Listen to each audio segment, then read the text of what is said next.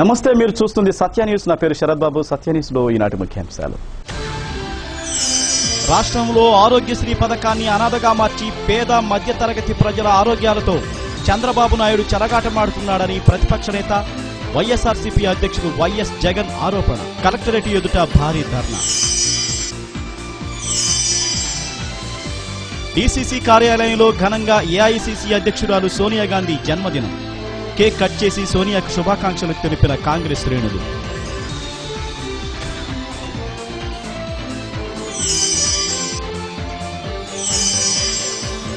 ముందస్తు చర్యలు తీసుకోకుండా పెద్ద నోట్లు రద్దు చేయటం వల్ల సామాన్య ప్రజలు నానావస్థలు పడుతున్నారు. All India bank employees union జాతీయ ప్రధాన కార్యదర్శి రాంబాబు విమర్శ.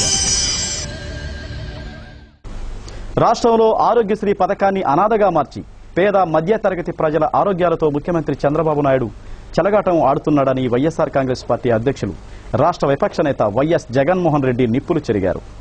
రాష్ట్ర ప్రభుత్వం ఆరోగ్యశ్రీని నిర్వీర్యం చేస్తుందన్న ఆరోపణతో ఒంగోలు కలెక్టరేట్ ఎదుట చేపట్టిన భారీ ధర్నాలో పాల్గొని తెలుగుదేశం ప్రభుత్వంపై పలు విమర్శలు చేశారు. ప్రకాశం జిల్లా వైఎస్ఆర్ కాంగ్రెస్ పార్టీ ఆధ్వర్యంలో నిర్వహించిన భారీ నిరసన ధర్నాకు జిల్లా నలుమూలల నుండి పార్టీ శ్రేణులు వేలాదిగా తరలివచ్చారు. దివంగత ముఖ్యమంత్రి వైఎస్ఆర్ ఆరోగ్యశ్రీ పథకం ద్వారా ఎంతో మంది పేద మధ్యతరగతి ప్రజలకు ప్రాణభిక్ష పెడితే ముఖ్యమంత్రి చంద్రబాబు నాయుడు ఆరోగ్యశ్రీ పథకానికి నిధులు కేటాయించకుండా ప్రాణాలు తీస్తున్నాడని ఆరోపించారు. ఆరోగ్యశ్రీ ద్వారా తమ రోగాలు నయం అవుతాయని తలచిన ఎంతో మంది కార్పొరేట్ హాస్పిటల్స్ చుట్టూ ప్రదక్షిణాలు చేస్తూ లక్షలు పోసి వైద్యం చేయించుకోలేక ప్రాణాలు విడుస్తున్నారని అన్నారు. రాష్ట్ర వ్యాప్తంగా హాస్పిటల్స్ కు 1700 కోట్లు బకాయిలు చెల్లించాల్సి ఉండగా కేవలం 500 కోట్లు మాత్రమే విడుదల చేయటం చంద్రబాబు కఠిన హృదయానికి నిదర్శనమని ఆరోపించారు. ఆరోగ్యశ్రీ పథకం వర్తించక ఇబ్బందులు పడుతున్న కొంతమంది బాధితులతో వైఎస్ జగన్ మాట్లాడి వారి ఆవేదనను గుర్తించి వారి తరఫున పోరాటం చేస్తానని భరోసా ఇచ్చారు.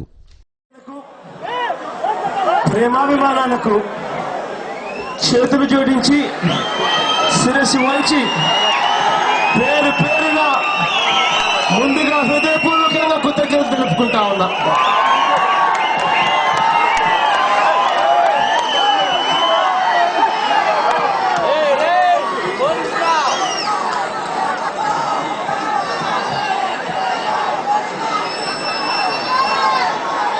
ఇవాళ రాష్ట్ర వ్యాప్తంగా ఆరోగ్యశ్రీ అమలు తీరు మీద నిరసన వెలుబుచ్చుతూ రాష్ట్ర వ్యాప్తంగా ప్రతి పేదవాడు ఇవాళ గలం విప్పుతా ఉన్న రోజు. ఇవాళ ఆరోగ్యశ్రీ పథకం అయితేనేమి, ఫీజు రీయింబర్స్మెంట్ పథకం అయితేనేమి, పేదలకు ఇల్లులు కట్టించే పథకాలైతేనేమి, ప్రతి సంక్షేమ పథకం కూడా ఇవాళ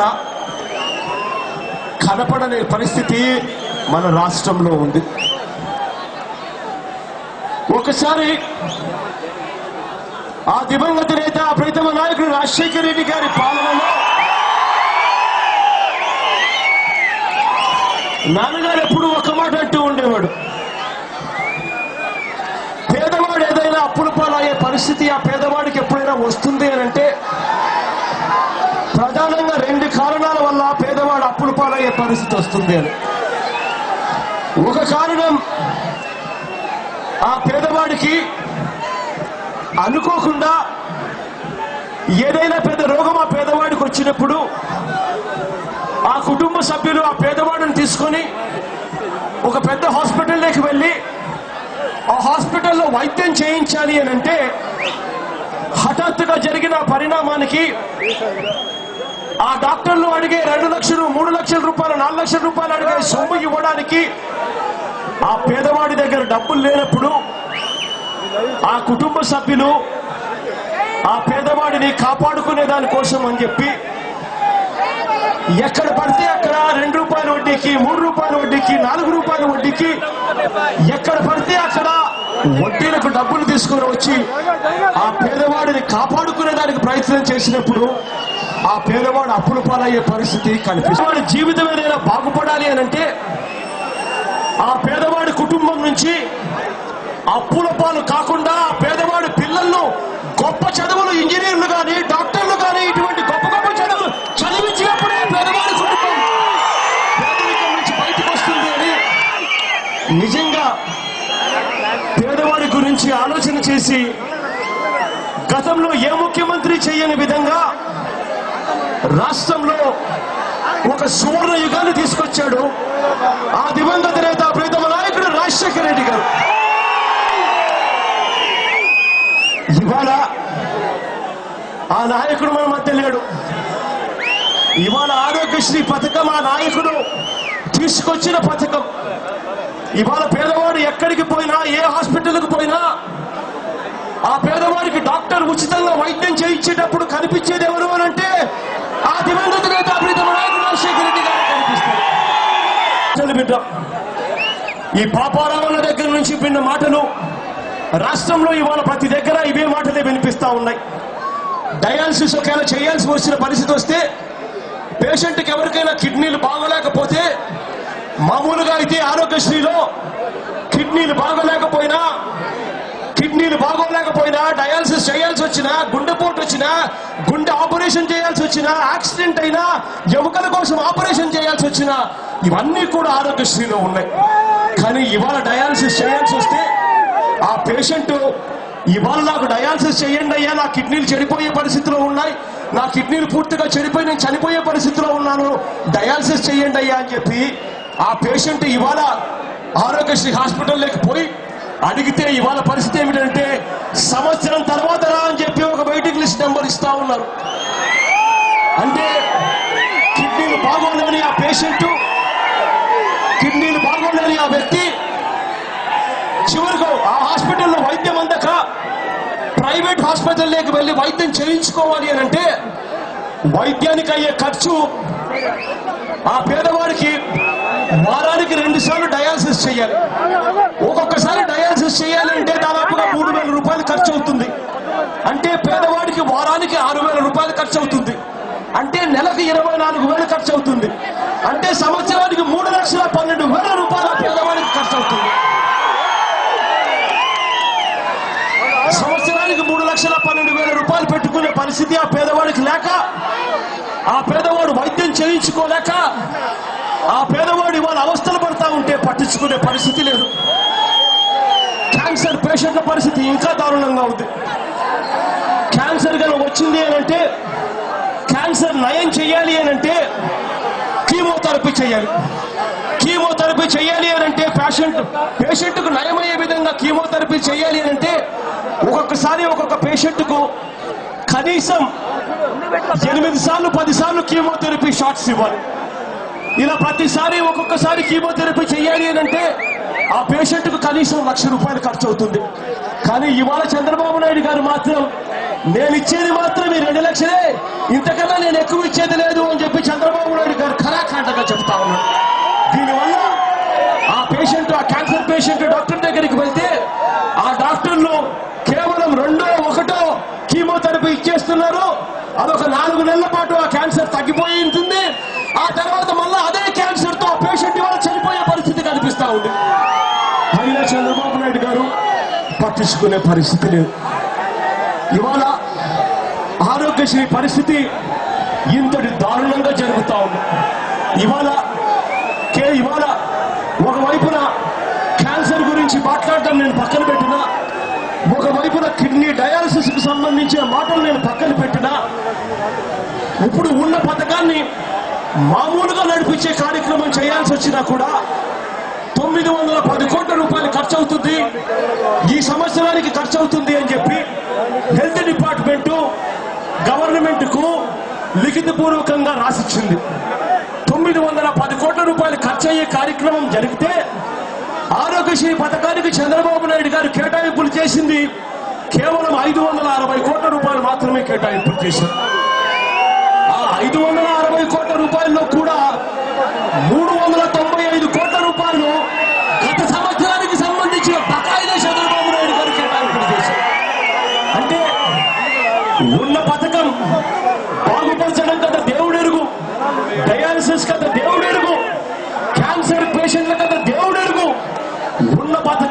తీర్చేందుకు గత సంవత్సర బకాయిలు 395 కోట్లు, ఈ సంవత్సరానికి కావాల్సిన 910 కోట్లు, మొత్తం కలిపితే దాదాపుగా 1300 కోట్ల రూపాయలు అవసరమైతే చంద్రబాబు నాయుడు గారు కేవలం 568 కోట్లు మాత్రమే ఇచ్చి చేతులు దులుపుకుంటా ఉన్న పరిస్థితి.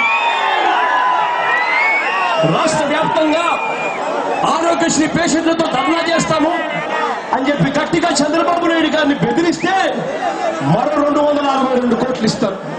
ఆ 262 కోట్లు, ఈ 560 కోట్లు రెండు కలిపినా 800 కోట్ల రూపాయలు కూడా కాదు. ఇక్కడేమో కనీసం 1300 కోట్ల రూపాయలు లేకపోతే ఉన్న బండిని కనీసం నడపలేని పరిస్థితిలో ఇవాళ ఆరోగ్యశ్రీ పథకం ఉంది. ఒకవైపున ఉన్న పథకాన్ని నడిపించేదానికి ఈ మేరకు 500 కోట్ల రూపాయలు తక్కువ ఉంటే, మరోవైపున డయాలసిస్ కానీ క్యాన్సర్ కానీ ఉన్న పేషెంట్లకు ఇంకా మెరుగైన వసతులు ఇవ్వాలి అంటే ఇంకా ఎక్కువ పేదవాడికి ఖర్చు చేయాలి, అవసరమైతే 1000-2000 కోట్లు ఇంకా ఎక్కువైనా ఖర్చు పెట్టాలి అన్న ఆలోచన చేయకుండా చంద్రబాబు నాయుడు గారు పూర్తిగా ఈ పథకాన్ని పూర్తిగా నీరు గారుస్తా ఉన్న పరిస్థితి ఇవాళ చూస్తా ఉన్నాం. ఇవాళ ఇదే చంద్రబాబు నాయుడు గారిని గట్టిగా అడుగుతూ ఆరోగ్యశ్రీ పథకంలో ఇవాళ జరుగుతా ఉన్న పరిస్థితి ఏమిటి అని చెప్పి ఇవాళ నేను చాలా మంది డాక్టర్లతోనూ చాలా మంది పేషెంట్లతోనూ మాట్లాడాను. ఇదే నెట్వర్క్ హాస్పిటల్స్ తో, ఇదే డాక్టర్లతో వాళ్ళు పడతా ఉన్న బాధలేమిటి, వాళ్ళు ఎందుకు ఆరోగ్యశ్రీ పథకానికి ఇంకా మెరుగు కావాలి అంటే చంద్రబాబు నాయుడు గారికి ఏ విధంగా బుద్ధి చెప్పాలి, చంద్రబాబు నాయుడు గారికి ఏం చెప్తే ఆయనకు ఏ గడ్డి పెడితే చంద్రబాబు నాయుడు గారికి బుద్ధి వస్తుంది అని చెప్పి ఇంకా చాలా ప్రశ్నలు అడుగుతూ ఉన్నప్పుడు వాళ్ళు చెప్పారు, అన్న దాదాపుగా 133 రోగాలు ఇంతకు ముందు ఎక్కడ పేషెంట్ బాగలేకపోయినా కూడా మా దగ్గరకు వచ్చి వైద్యం చేయించుకునే పరిస్థితి ఉంది. దాదాపుగా 133 రోగాలు మా పరిధిలో నుంచి తీసేసి ఉట్టి గవర్నమెంట్ హాస్పిటల్లోకే పరిమితి చేసినారు. పోనీ ఆ గవర్నమెంట్ హాస్పిటల్లో ఉన్న ఈ పేషెంట్లు అక్కడికి పోయినప్పుడు వైద్యం చేసే డాక్టర్లు అక్కడ ఉంటే పర్వాలేదు, ఆ స్పెషాలిటీ డాక్టర్లు అక్కడ ఉంటే పర్వాలేదు, ఎక్విప్మెంట్ అక్కడ ఉంటే పర్వాలేదు, మందులు అక్కడ ఉంటే పర్వాలేదు, కానీ పేషెంట్ల నుంచి 133 రోగాలు తీసేసినందువల్ల పేషెంట్లు ఇవాళ అల్లాడిపోతా ఉన్నారన్నా అని చెప్తా ఉన్నారు. వాళ్ళు చెప్పిన ఆరోగ్యశ్రీ పథకం నుంచి తీసేసినటివి జనరల్ సర్జరీకి సంబంధించిన appendicitis, thyroid, gynaec procedures, ENT, ophthalmology ఇటువంటి అన్ని కూడా తీసేసే కార్యక్రమాలు చేసి పేదవాడిని ఇవాళ పూర్తిగా నడి రోడ్డు మీద పెట్టి ఆరోగ్యశ్రీ పథకాన్ని పూర్తిగా నీరు గారుస్తా ఉన్న పరిస్థితి ఇవాళ కనిపిస్తా ఉంది. ఇవాళ ఇంతటి దారుణంగా ఇవాళ ఆరోగ్యశ్రీ పథకాన్ని నడిపిస్తా ఉన్న తీరుకు నిరసన తెలుపుతూ ఇవాళ రాష్ట్ర వ్యాప్తంగా ధర్నాలు చేశాం. ఇవాళ చంద్రబాబు నాయుడు గారికి గట్టిగా డిమాండ్ చేస్తా ఉన్నాం, అయ్యా చంద్రబాబు నాయుడు గారు ఇవాళ ఆరోగ్యశ్రీ పథకం ద్వారా కొన్ని లక్షల మందికి మేలు జరిగే కార్యక్రమం జరుగుతూ ఉంది. ఆ దివంగత నేత ప్రీతమ నాయకుడు రాజశేఖర రెడ్డి గారు బతుకున్నప్పుడు, ఆరోగ్యశ్రీ మెరుగ్గా ఉన్నప్పుడు మొన్నటి దాకా చంద్రబాబు నాయుడు గారు ముఖ్యమంత్రి కానంత వరకు 2000 మంది పేషెంట్లు రోజుకు ఆరోగ్యశ్రీ కోసం అప్లికేషన్లు పెట్టే పరిస్థితి ఉంటే, చంద్రబాబు నాయుడు గారు ముఖ్యమంత్రి అయిన తర్వాత ఈ కత్తిరింపులు పుణ్యమా అని చెప్పి ఇవాళ ఆరోగ్యశ్రీ పేషెంట్లు కేవలం 1200 మంది కూడా అప్లికేషన్లు పెట్టిన పరిస్థితిలో ఇవాళ ఈ స్కీమ్ నడుపుతా ఉన్నారు. చంద్రబాబు నాయుడు గారిని గట్టిగా మందలిస్తా ఉన్నాం, చంద్రబాబు నాయుడు గారిని గట్టిగా హెచ్చరిస్తా ఉన్నాం. ఆరోగ్యశ్రీ కానీ, ఫీజు రీఇంబర్స్మెంట్ పథకాలు కానీ, పేదవాడికి ఇల్లులు కట్టించే పథకాలు కానీ, ఇవన్నీ పేదవాడి మనసును తోసే కార్యక్రమాలు, ఇవన్నీ ప్రతి పేదవాడికి అవసరం ఉండే కార్యక్రమాలు. వీటిలో ఏది చేయకపోయినా కూడా చంద్రబాబు నాయుడు గారు మెడలు వంచైనా సరే చేయిస్తామని చెప్పి అందులో భాగంగానే ఆరోగ్యశ్రీ పథకం కోసం గట్టిగా ఉద్యమించే కార్యక్రమం చేస్తాం. చంద్రబాబు నాయుడు గారికి బుద్ధి వచ్చేంత వరకు చంద్రబాబు నాయుడు గారికి గట్టి పెడుతూనే ఉంటామని చెప్పి కూడా గట్టిగా చెప్తాను. మీ తరఫున అన్ని రకాలుగా పోరాటం చేసేందుకు సిద్ధంగా ఉన్నాం. వైఎస్ఆర్ కాంగ్రెస్ పార్టీ మీకు అన్ని రకాలుగా తోడుగా ఉంటుంది. చంద్రబాబు నాయుడు గారు మనసు మారకపోతే ఈ ఉద్యమాన్ని తీవ్రతరం చేస్తామని చెప్పి కూడా గట్టిగా చెప్తా ఉన్నాం. ఇవాళ కూడా మనసు నిండా బాధున్నా చెరగని చిరునవ్వులతో ఆత్మీయతను చూపిస్తూ ఆప్యాయతను పంచిపెడుతున్నందుకు పేరు పేరున ప్రతి ఒక్కరికి మరొకసారి ధన్యవాదాలు తెలుపుతూ వైఎస్ఆర్ కాంగ్రెస్ పార్టీ జిల్లా అధ్యక్షుడు మాజీ మంత్రి బాలినేని శ్రీనివాసరెడ్డి అధ్యక్షతన జరిగిన ఈ ధర్నా కార్యక్రమంలో ఒంగోలు పార్లమెంట్ సభ్యులు వైవి సుబ్బారెడ్డి, సంతనూతలపాడు, మార్కాపురం ఎమ్మెల్యేలు డాక్టర్ ఆదిమూలం సురేష్, జంకే వెంకట్రెడ్డి, కనిగిరి, అద్దంకి, కొండపి, చీరాల, పర్చూరు, దర్శి ఇన్ఛార్జీలు బుర్రా మధుసూదన్ యాదవ్, బాచిన చెంచుగరటయ్య, వరికూటి అశోక్, ఎడం బాలాజీ, బూచేపల్లి శివప్రసాద్ రెడ్డి, గొట్టిపాటి భరత్, మాజీ ఎమ్మెల్యేలు బూచేపల్లి సుబ్బారెడ్డి, పెడతల సాయి కల్పనారెడ్డి, మాజీ ఎంపీపీ బూచేపల్లి వెంకాయమ్మ, నగర పార్టీ అధ్యక్షుడు కుప్పం ప్రసాద్, రాష్ట్ర అధికార ప్రతినిధి బత్తుల బ్రహ్మానందరెడ్డి, మహిళా విభాగం అధ్యక్షురాలు గంగారడు సుజాత, రాష్ట్ర పార్టీ సంయుక్త కార్యదర్శి సింగరాజు వెంకట్రావు, బీసీసీఎల్ జిల్లా అధ్యక్షుడు కటారి శంకర్, ప్రచార కమిటీ జిల్లా అధ్యక్షుడు వేమూరి బుజ్జి, ఇంకా జిల్లా వ్యాప్తంగా ఉన్న పార్టీ ప్రజాప్రతినిధులు, పార్టీ నాయకులు భారీగా ఈ కార్యక్రమంలో పాల్గొన్నారు. సభకు ముందుగా దివంగత నేత మాజీ ముఖ్యమంత్రి వైఎస్ రాజశేఖర రెడ్డి విగ్రహానికి పూలమాలలు వేసి ఘనంగా నివాళులు అర్పించారు.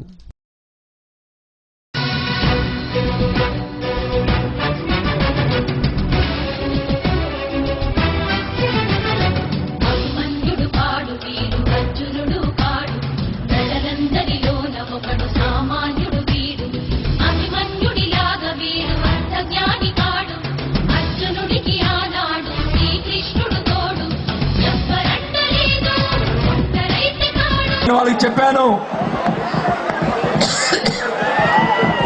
కనీసం 40,000 వస్తుంది, ఆపరేషన్ చేయించుకోమని చెప్తే పాపం హాస్పిటల్ పోయి ఆపరేషన్ చేసుకుంటే వాళ్ళు ఎన్ని రోజుల తర్వాత కూడా డబ్బులు రాలేదు.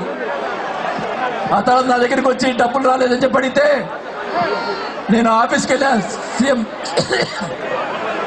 సీఎం రిలీఫ్ ఫండ్ ఆఫీస్కి వెళ్తే, అయ్యా సీఎం గారు సంతకం పెట్టారు కదా, సీఎం రిలీఫ్ ఫండ్ ఎందుకు రాలేదని అడిగితే, సార్ మీకు తెలీదా, ఇచ్చేదానికి ఒక సంతకం పెడతాడు, ఈయన దానికి ఒక సంతకం పెడతాడు అన్నాడు.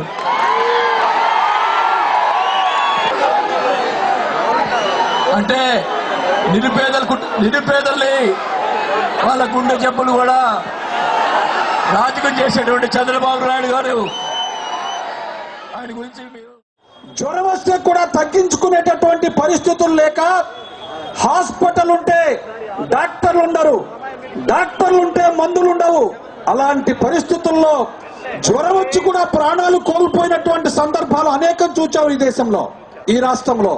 కానీ ఆ దైవం ఆలోచన చేశారు, ప్రతి ఒక్కరికి కూడా రక్షణ కల్పించేటటువంటి దానిలో భాగంగా ఎంతసేపటికి పేదవారుగా ఉన్నటువంటి వారు, ఈ వేదికరెక్కినటువంటి భాగ్యవంతులుగా ఉన్నటువంటి వారు నాయకుల్లో చూచి, అయ్యా ఈ భాగ్యవంతులుగా ఉన్నటువంటి పెద్దల పిల్లలకైతే ఏ జబ్బున వచ్చినా నయం చేసుకునేటటువంటి దానికి శక్తి ఉంది, ఆర్థిక సంపత్తి ఇచ్చావు, కానీ మాకైతే పిల్లల్ని ఇచ్చావు, కానీ బ్రతుకునైతే ఇచ్చావు, కానీ మానవ జన్మనైతే ఇచ్చావు, కానీ మాకు చిన్న జబ్బు వచ్చినా కూడా రక్షణ కల్పించేటటువంటి దానికి ఆర్థిక స్థితి లేకుండా చేసావు కదా అని చెప్పి వారు పూజించేటటువంటి యేసుక్రీస్తుని కానీ రాముణ్ణి కానీ వారు కొలుచుకునేటటువంటి ప్రతి దైవానికి కూడా చెప్పుకొని ఎంతో ఆవేదన వ్యక్తం చేసేటటువంటి వారు దేశంతో మార్చారు. కాకపోతే రాజశేఖర రెడ్డి గారి పేరు తీసుకుంటేనే పేద ప్రజలకు పెట్టిన పథకాలే గుర్తుకొస్తాయి.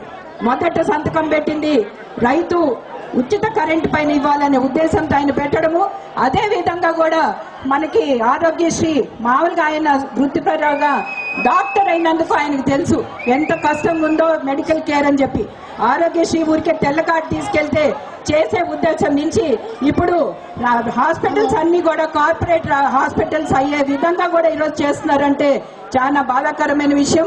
జగన్మోహన్ రెడ్డి గారు ప్రతి విషయం పైన పోరాడుతుంటే ఆయనని కించపరచాలని, తగ్గు చేయాలని చూస్తున్నారు. ఆయన ఎంత తగ్గిస్తే అంత హెచ్చిస్తున్నారు. ఎందుకంటే 10 మందిని తగ్గించాలని చూస్తే వేలకు వేలు పుట్టుకొస్తున్నారు జగన్మోహన్ రెడ్డి అభిమానులు, రాజశేఖర రెడ్డి గారి అభిమానులు. ఈ రోజు మేము వస్తుంటే గిద్దలూరు నుంచి అక్కడ అడ్డుకున్నారు, ఇక్కడ అడ్డుకున్నారు, రానికుండా చేయాలని ఎన్ని ప్రయత్నాలు చేయాలో చేస్తున్నారు. కాకపోయినా కూడా మనసులో ఉంటే మార్గం ఉంది. ఆటోలో రావాల్సి వచ్చింది ఇక్కడ ప్రాంగణానికి, నడిచి వచ్చినా ఎట్లొచ్చినా జగన్మోహన్ రెడ్డి గారికి సపోర్ట్ చేసే విధంగా ఈ రోజు పేదవాడి ఆరోగ్యం సక్రమంగా ఉండాలని, ఆ పేదవాడి ఆరోగ్యం గుండె కూడా కొట్టుకోని ఉద్దేశంతో, ఒక మంచి ఉద్దేశంతో రాజశేఖర రెడ్డి గారు ఆరోగ్యశ్రీ ప్రవేశపెట్టి రాష్ట్రంలో ఒక కార్డు దాదాపు 1200-1500 కోట్లు ముఖ్యమంత్రి గారికే చెల్లింది. కానీ జగన్మోహన్ రెడ్డి గారి ప్రసన్నంగా వెళ్ళి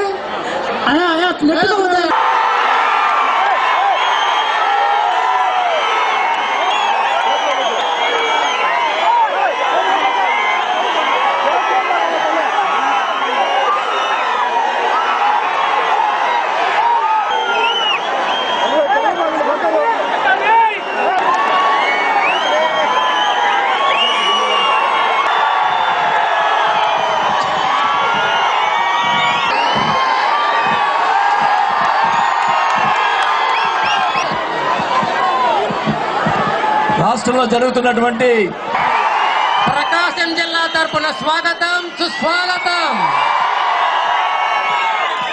ఈనాడు మీరందరూ ఇప్పటి వరకు అన్న కోసం ఉన్నారు.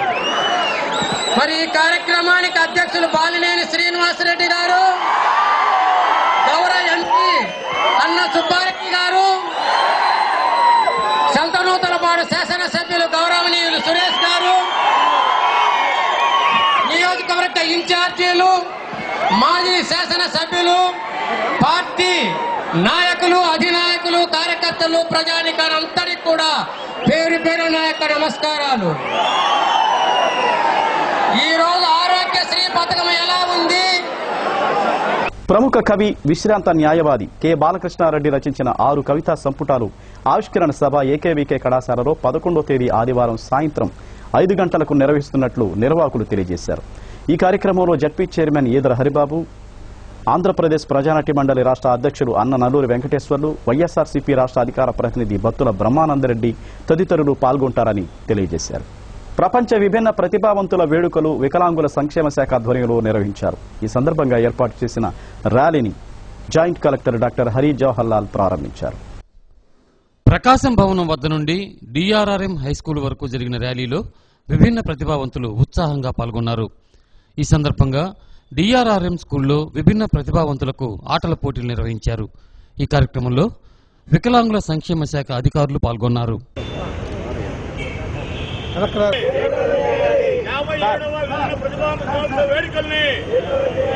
అన్ని ప్రభుత్వ శాఖల్లో వికలాంగులకు వెంటనే కల్పించాలండి.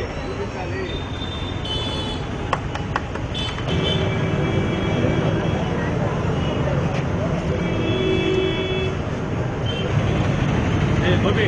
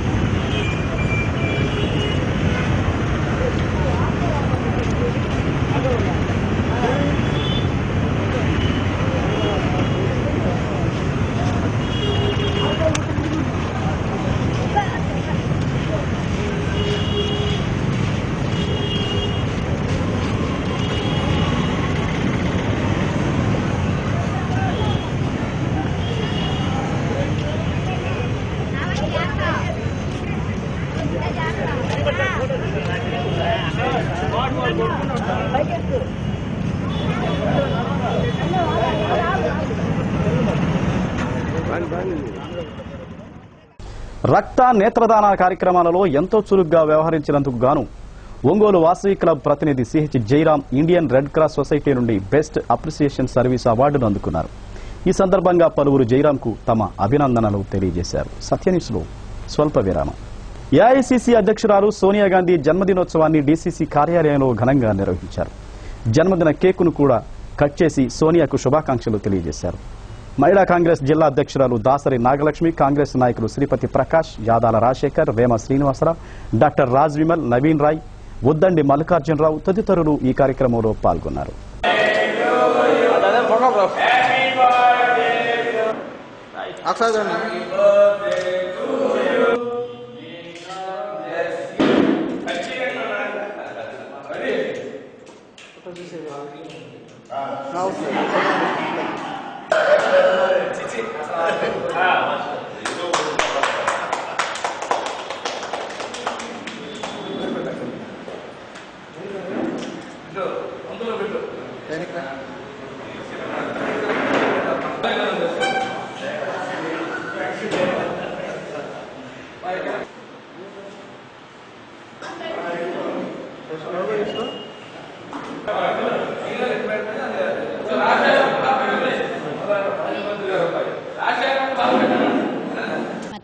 ఇందిరాగాంధీ పుట్టినరోజు సందర్భంగా ఆమెకి మా అందరి తరపున కూడా శుభాకాంక్షలు తెలియజేసుకుంటున్నాము.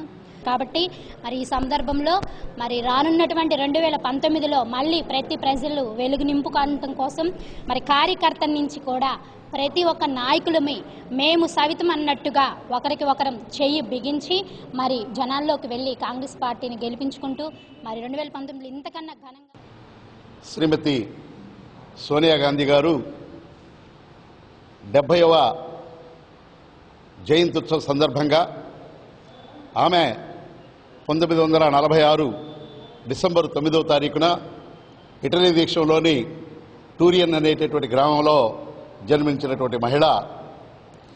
ఆమెకి ఇటలీలో ఒక బ్రహ్మాండమైనటువంటి ఒక బిరుదును ప్రదానం చేశారు. ఇటలీ భాషలో లాస్యా, లతాసా, ఎలాసా, డయానా డకోసా అనేటటువంటి 4 రకాలైనటువంటి బిరుదు ఇటలీ భాషలో ఆమెకి ఇవ్వడం జరిగింది.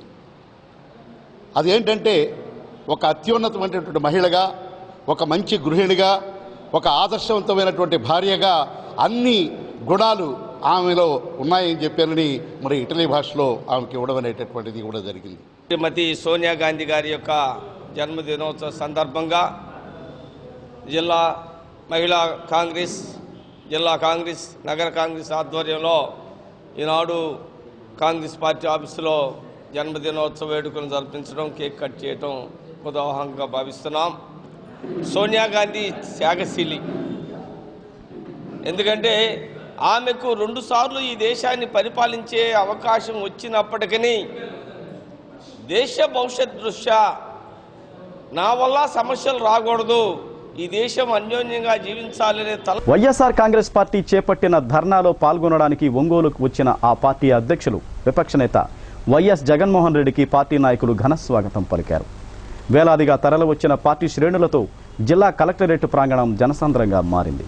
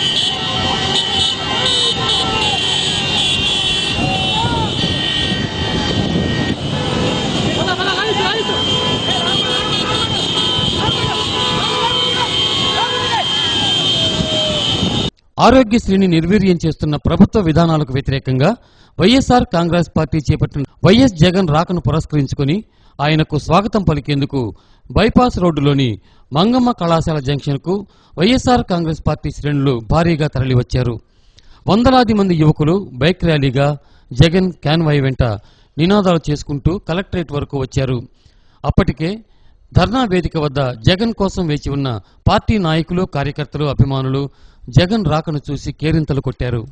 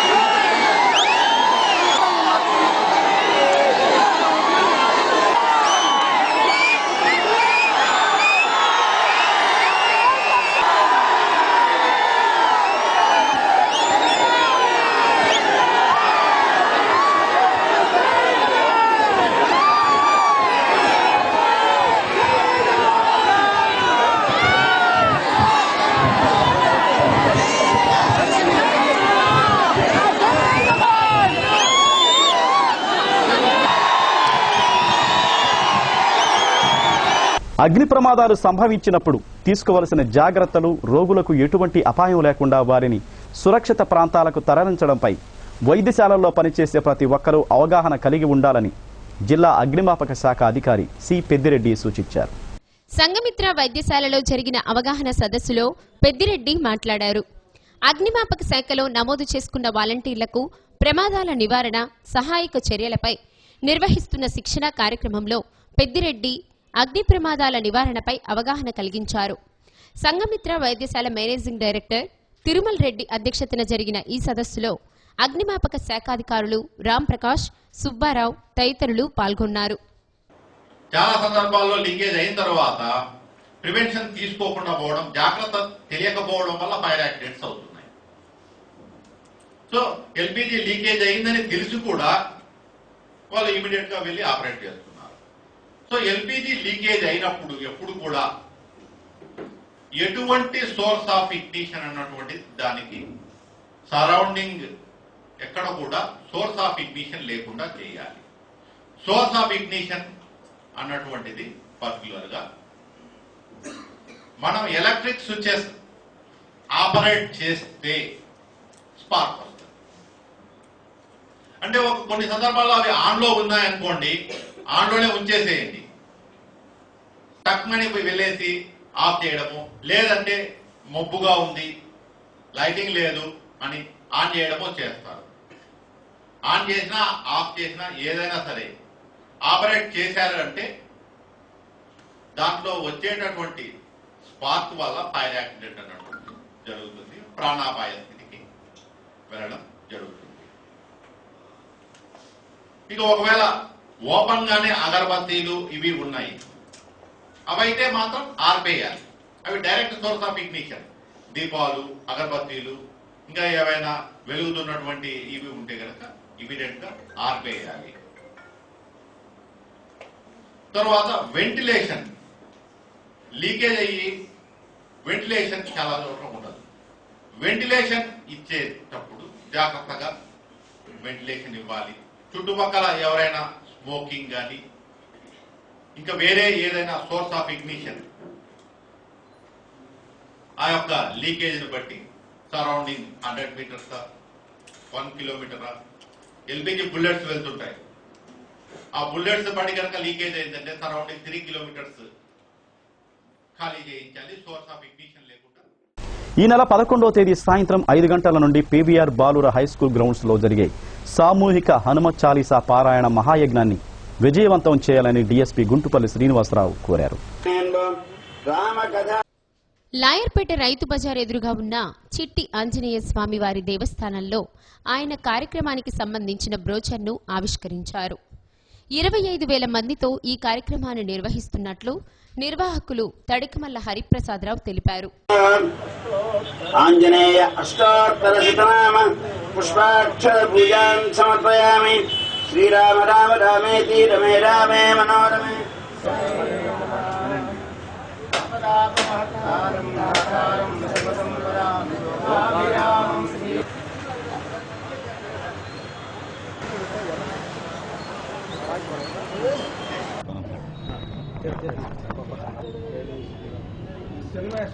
స్వామి అటు ఇటు కుమారస్వామి అటు ఇటు స్వామి మరి నిలబెట్టి శ్రీ శ్రీ శ్రీ ఎదుల్లి చిన్నరామానుజీయ స్వామి వారి మంగళశాస్త్రములతో 25,000 మందితో ఒక అద్భుతమైనటువంటి హనుమాన్ చాలీసా పారాయణ కార్యక్రమాన్ని తలపెట్టున్నారు. ఆ కార్యక్రమం తాలూకు బ్రోచర్ని ఆహ్వాన పత్రాలని ఈరోజు విడుదల చేయడం జరిగింది. మరి ఈ యొక్క కార్యక్రమం ద్వారా మన ఒంగోలు ప్రకాశం జిల్లా ప్రాంతం అదేవిధంగా యావత్ భారతావని అంతా కూడా సుఖ సంతోషాలతో ఉండాలని చెప్పి పాడి పంటలతో సమృద్ధిగా అందరూ కూడా సంతోషంగా ఉండాలని చెప్పి కోరుకుంటూ మరి ఈ యొక్క కార్యక్రమం ఇటీవల జరిగిన ఆచార్య నాగార్జున యూనివర్సిటీ ఆథ్లెటిక్స్ పోటీలలో ఒంగోలులోని ఎస్ఆర్కే డిగ్రీ కళాశాల విద్యార్థులు నాయుడు నవీన్, కారుమంచి మహేష్ బాబు పతకాలు సాధించారు. ఈ సందర్భంగా విజేతలను కళాశాల సెక్రటరీ అండ్ కరస్పాండెంట్ గడ్డం వేణుగోపాల్ తదితరులు అభినందించారు. సత్యన్యూస్ లో స్మార్ట్ బ్రేక్. ముందస్తు చర్యలు తీసుకోకుండా పెద్ద నోట్లు రద్దు చేయడం వల్ల సామాన్య ప్రజలు నానా అవస్థలు పడుతున్నారని all India bank employees union జాతీయ ప్రధాన కార్యదర్శి బి రాంబాబు విమర్శించారు. అఖిల భారత అభ్యుదయ వేదిక ఆధ్వర్యంలో పెద్ద నోట్ల రద్దు ఫలితాలు, పర్యవసానం అన్న అంశంపై జరిగిన సెమినార్లో ఆయన పలు అంశాలు ప్రస్తావించారు.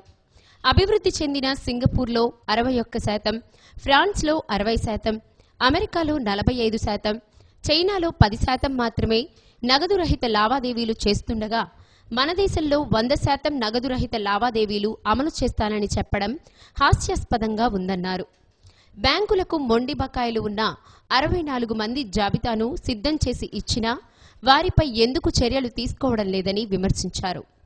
నోట్ల రద్దు ప్రభావం ఎవరిని ఉద్దేశించి చేశారో వారు కులాసాగా ఉన్నారని, అన్నం పుణ్యం ఎరుగని సామాన్య ప్రజానికం కష్టాలు పడుతున్నారని విమర్శించారు. ఈ కార్యక్రమంలో అఖిల భారత అభ్యుదయ వేదిక అధ్యక్షులు బి సుబ్బారావు, కార్యదర్శి మన్నం హనుమంతరావు, శంషేర్ అహ్మద్ తదితరులు పాల్గొన్నారు. రైతు మాయమవుతున్నాడు, భూమి మాయమవుతున్నది, రైతు మాయమవుతున్నాడు, భూమి మాయమవుతున్నది, రైతు మాయమవుతున్నాడు. ప్రస్తుతం ఉన్నటువంటి మోడీ ప్రభుత్వానికి ఓటు వేయడం మాత్రం వాస్తవం. ఆ రోజు ఉన్నటువంటి స్పేస్ ఏదైతే ఉందో దాన్ని ఈయన చాలా చాకచక్యంగా ఆక్రమించినాడు. సో పీపుల్ ఎక్స్పెక్టేషన్స్ ఏవైతే ఉన్నాయో వీరి మీద వ్యక్తిగతంగా, వారి ప్రభుత్వం మీద కూడా దేశానికి రాబోయేటటువంటి రోజుల్లో చాలా మంచి జరగబోతుంది అనేటటువంటి ఆశలు కూడా ఆయన కల్పించినాడు. పొలిటికల్ గా మనం ఏ రకంగా కూడా దీనిలో వెళ్లాల్సినటువంటి అవసరం లేదు.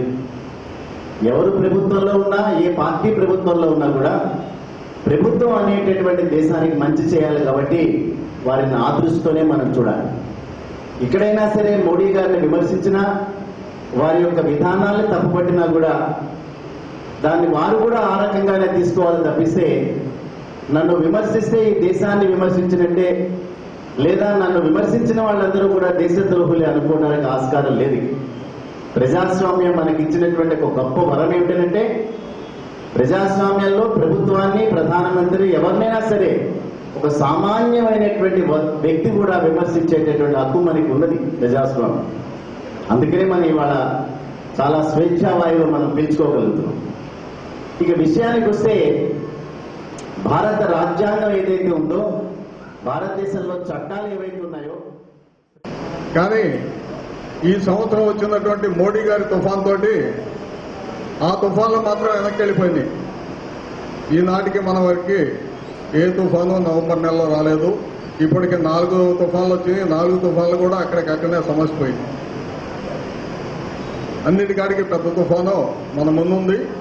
ఈ యొక్క తుఫాను మిగతా తుఫాన్లన్నీ కూడా వస్తే దాని యొక్క సాధక బాధకాలు 4 రోజులో, 5 రోజులో, 10 రోజులో ఉండేది. ఈ తుఫాను ఇప్పటికి 4 రోజులకి చల్లారలేదు. ఇంకా ఎన్నాళ్ళు ఉంటుందో మేధావులు చెప్పేటటువంటిది ఇంకా 5-6 నెలలు, 9 నెలల దాకా ఉండవచ్చు అని చెప్తున్నారు. ఆ తుఫాన్ని అధిగమించడం ఏ విధంగా ఏమిటి అని చెప్పేటటువంటిది మన ముందున్న కర్తవ్యం. దానికోసం గాను బ్యాంకింగ్ రంగంలో నిష్ణాతులైన మిడుగుమంటూ ఉన్నటువంటి ఆర్థిక స్వాతంత్రాన్ని సామాన్య ప్రజానీకం 80% దగ్గర నుంచి బలవంతంగా లాక్కోవడం జరిగింది.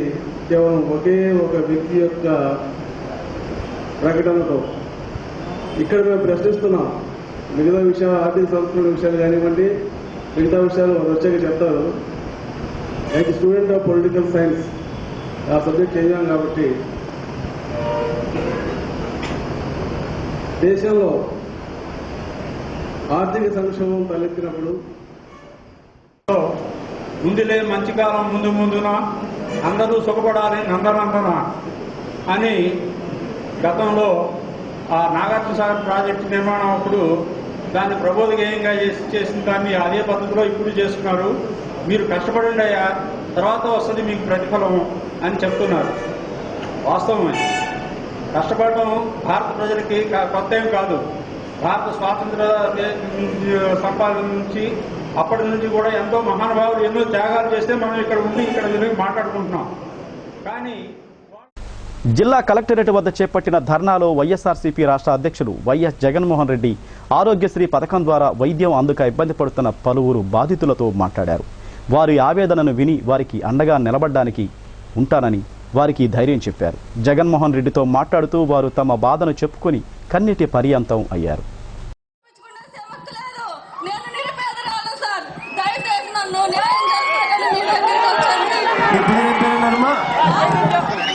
మీ పేరేం పేరు? నరసమ్మ సార్. నరసింహ, లక్ష్మీ నరసింహ, నరసింహమ్మ. మీ సమస్య ఏం తల్లి? నాకు సైడ్ ఎముకలు ఫ్రాక్చర్ అయ్యాయి సార్. మీ ఎముకలు ఫ్రాక్చర్ అయినాయి. ఎలా ఫ్రాక్చర్ అయ్యాయి తల్లి? పనికి వెళ్ళి పడ్డాను సార్ ఆటోలో నుండి. కింద ఆటోలో నుంచి కింద పడితే ఎముకలు ఫ్రాక్చర్ అయ్యాయి. ఎముకలు ఫ్రాక్చర్ అయినది మామూలుగా ఆరోగ్యశ్రీలో వైద్యం ఉంది. వైద్యం ఉన్నప్పటికీ మీరు అక్కడికి వెళ్తే చూడట్లేదు సార్. ఎవరు కూడా చూడటం లేదు. రిమ్స్ లో అసలు పట్టించుకోవట్లేదు సార్. ఎక్కడికి వెళ్ళారు? పొదిల్లో చూపించుకున్నాను సార్. మేము ఎక్కడికి పోయి చూపించుకున్నారు? పొదిల్ నుండి రిమ్స్. పొదిల్లో ఎక్కడ? Government hospital sir. పొదిల్లో గవర్నమెంట్ హాస్పిటల్ పోయి చూపించుకునే కార్యక్రమం చేశారు. విరిగినాయి అని చెప్పారు సార్. విరిగినాయి అని చెప్పినారు. చెప్తే రిమ్స్ కి వెళ్ళాను. రిమ్స్ లో విరగలేదని చెప్పేసి పంపించేశారు సార్. ఎముకలు విరిగినాయి అని చెప్పి పొదిలి హాస్పిటల్లో చెప్పినారు. స్కాన్ చేసిన తర్వాతనే చెప్పారు, ఎక్స్రే తీసిన తర్వాతనే చెప్పారు. మళ్ళీ అదే వైద్యం చేయించుకునే దానికి మళ్ళీ రిమ్స్ కు వచ్చినావు. వాళ్ళు ఎక్కడికి పోయినారు తల్లి? రిమ్స్ లో ఎముకల డాక్టర్ దగ్గరికి వెళ్ళాను సార్. రిమ్స్ లో ఎముకల డాక్టర్ దగ్గరికి వెళ్తే ఏం చెప్పారు? నాకు ఇక్కడ ఏం లేదమ్మా, ఏం లేదు, వెళ్ళిపోండి అని చెప్పేసి పంపించేశారు. ట్రీట్మెంట్ కూడా ఇవ్వలేదు. బయట మందులు మాత్రం రాసిచ్చారు సార్ తీసుకోమని. ఇక ట్రీట్మెంట్ కూడా ఇవ్వకోకుండా వెనక్కి పంపించేస్తారు. బయట మందులు రాశారు సార్. అంతే. వెనక్కి వెళ్ళి ఒక నసరాపేటలో నాటు వైద్యం చేయించుకున్నాను సార్. నేను నాటు వైద్యానికి కూడా తగ్గట్లేదు సార్. నాకు ఒక చిన్న బాబు, మా భర్త చనిపోయారు, చిన్నపిల్ల బాబు. ఇప్పుడు నేను పని చేసుకుంటే సోమతి లేదు. 2 నెలల నుంచి ఇంట్లోనే ఉన్నాను. ఎప్పుడు తగ్గిద్దో నాకు తెలియట్లేదు సార్. చాలా ఇబ్బంది పడుతూ నేను ఇక్కడికి వచ్చాను. గవర్నమెంట్ డాక్టర్ దగ్గరికి వెళ్తే వాళ్ళేమో కనీసం చూడాలి అన్న ఆలోచన కూడా చేయని పరిస్థితులకి ఎనికి పంపిస్తా ఉన్నారు.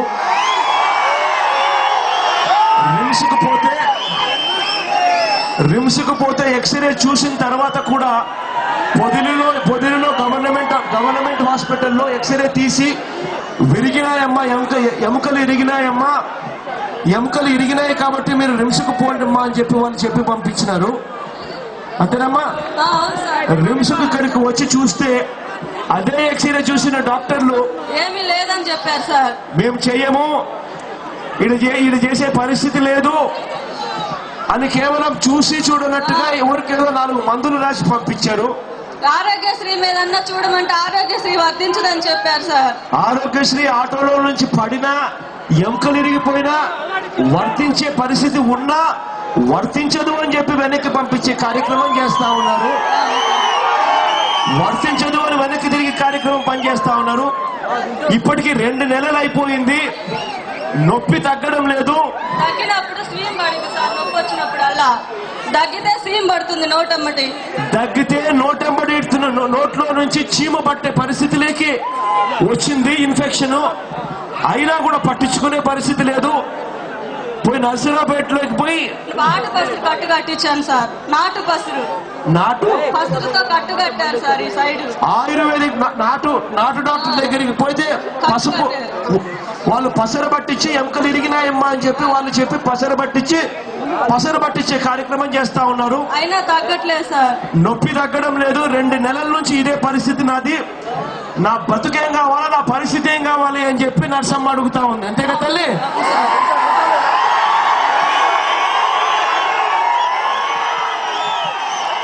ఎక్కడ చూసినా ఇదే పరిస్థితి. గవర్నమెంట్ హాస్పిటల్లో సూపర్ స్పెషాలిటీస్ చదివిన ఉన్న డాక్టర్లు ఆపరేషన్ కి అంతంత మాత్రంగానే వాళ్ళు ఉన్నారు, అంతంత మాత్రంగానే అక్కడ మందులున్నాయి, అంతంత మాత్రంగానే అక్కడ ఫెసిలిటీస్ ఉన్నాయి. ఆ ఫెసిలిటీస్ ను డాక్టర్లను పెంచే కార్యక్రమం చంద్రబాబు నాయుడు గారి ప్రభుత్వం చేయదు. చేయకపోవడం వల్ల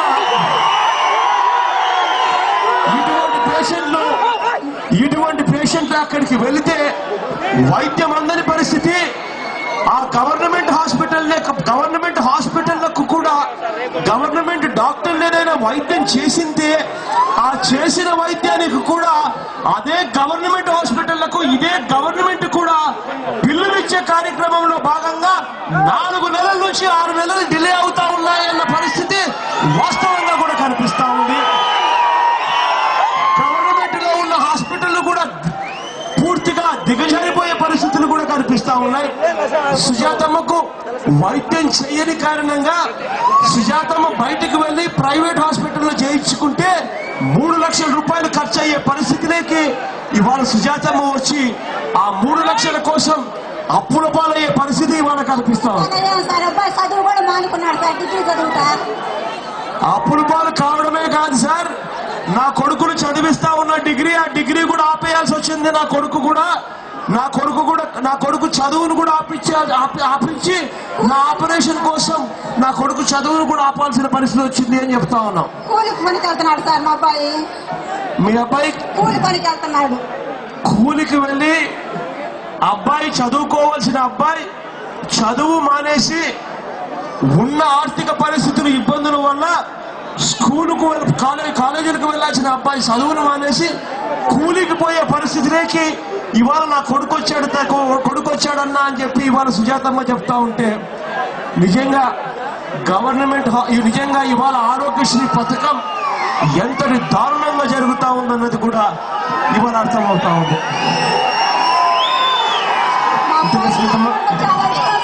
గట్టిగా పోరాడతాం తల్లి.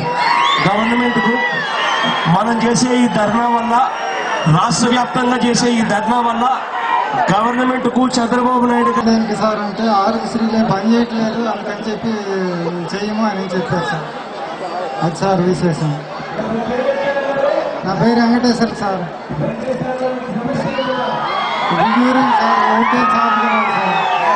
ఒంటేలు రావు సార్.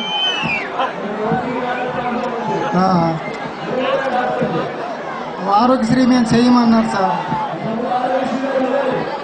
ఇంతకుముందు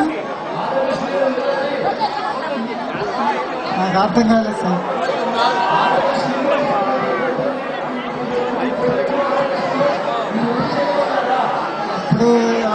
పోయింది ఈ మధ్యనే సార్. నేను పోయి 10 రోజుల క్రితం పోయాను. పోతే అప్పుడు చేయమన్నారు.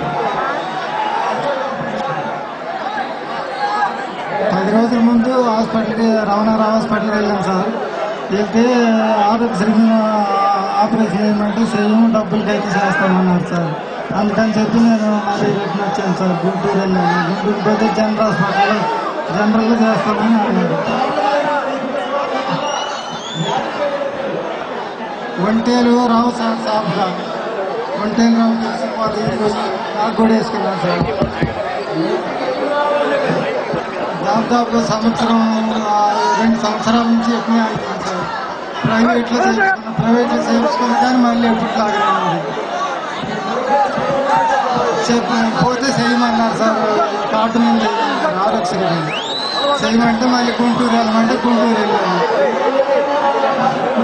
గుంటూరులో రేపు రమ్మన్నారు సార్. గుంటూరుకేదో 4 మందులు రాసి పంపించారు. ఎముకలు ఇరిగిపోయినా వర్తించే పరిస్థితి ఉన్నా వర్తించదు వెనక్కి తిరిగి కార్యక్రమం పనిచేస్తా ఉన్నారు. ఇప్పటికి 2 నెలలు అయిపోయింది. నొప్పి తగ్గడం లేదు. శాతం బయటికి వెళ్ళి ప్రైవేట్ హాస్పిటల్లో అప్రపాలు కావడమే కాదు సార్, చదువు మానేసి ఉన్న ఆర్థిక పరిస్థితులు ఇబ్బందులు ఇవాళ అర్థమవుతా ఉంది. గవర్నమెంట్ కు చంద్రబాబు నాయుడు గారికి ఒక దిమ్మ తిరగాలి.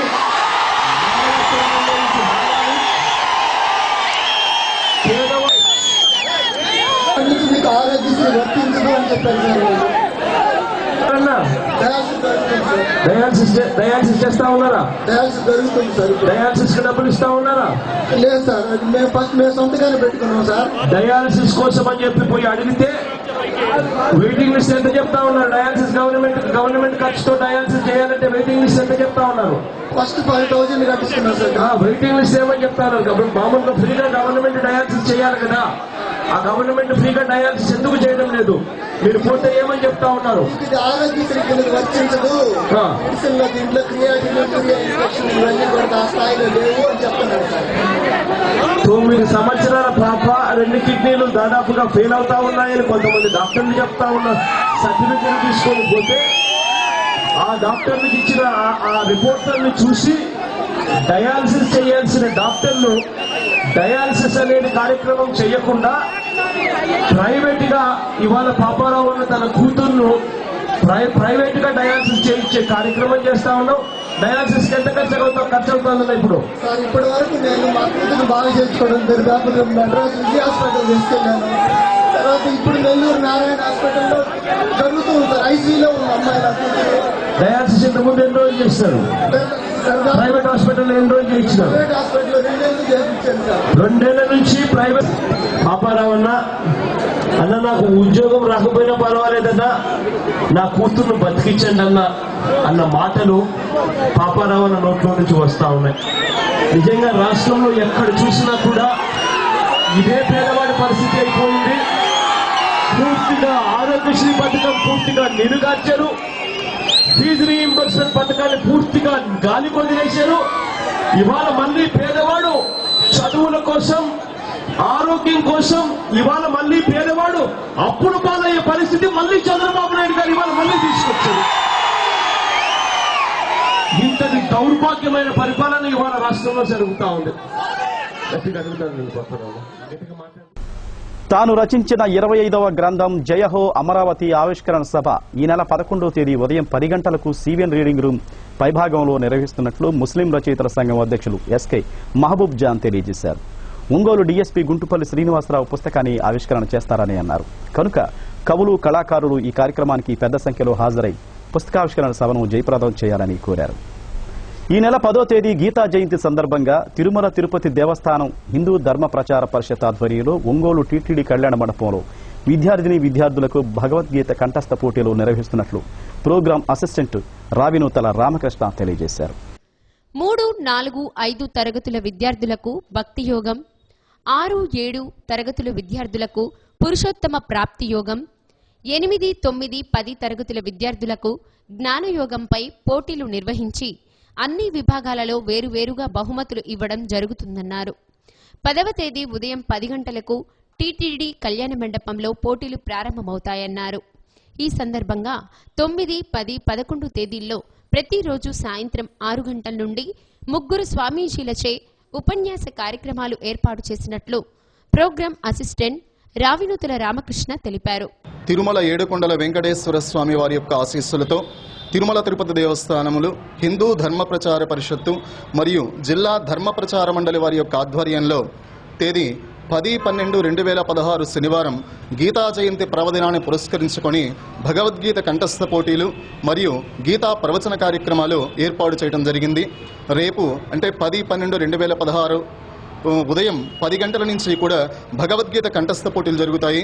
3, 4, 5 తరగతుల విద్యార్థులకి భక్తి యోగము, 6, 7 తరగతుల విద్యార్థులకి పురుషోత్తమ ప్రాప్తి యోగము, 8, 9, 10 తరగతుల విద్యార్థులకి జ్ఞానయోగం పైన ఈ యొక్క 3 విభాగాల్లోనూ కూడా విద్యార్థులకి పోటీలు జరుగుతాయి.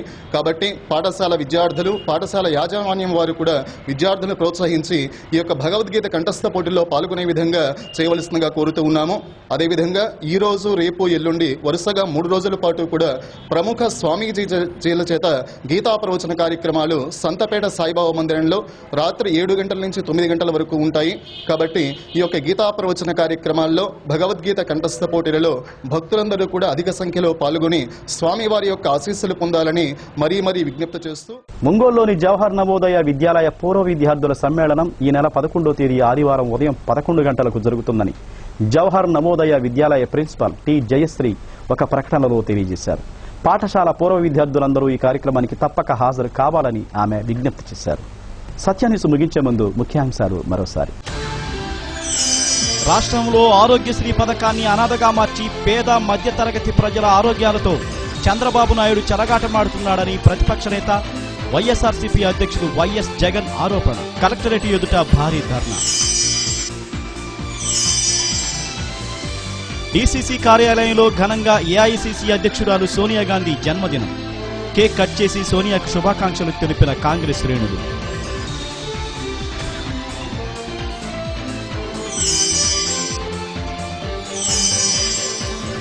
ముందస్తు చర్యలు తీసుకోకుండా పెద్ద నోట్లు రద్దు చేయటం వల్ల సామాన్య ప్రజలు నానావస్థలు పడుతున్నారు. All India bank employees union జాతీయ ప్రధాన కార్యదర్శి రాంబాబు విమర్శ. సత్యన్యూస్లో నేటి మాట. గెలిచినప్పుడు లభించే గంట పొగడ్త కన్నా ఓడినప్పుడు ఇచ్చే క్షణం ఓదార్పు ఎంతో ఉపశమనం కలిగిస్తుంది.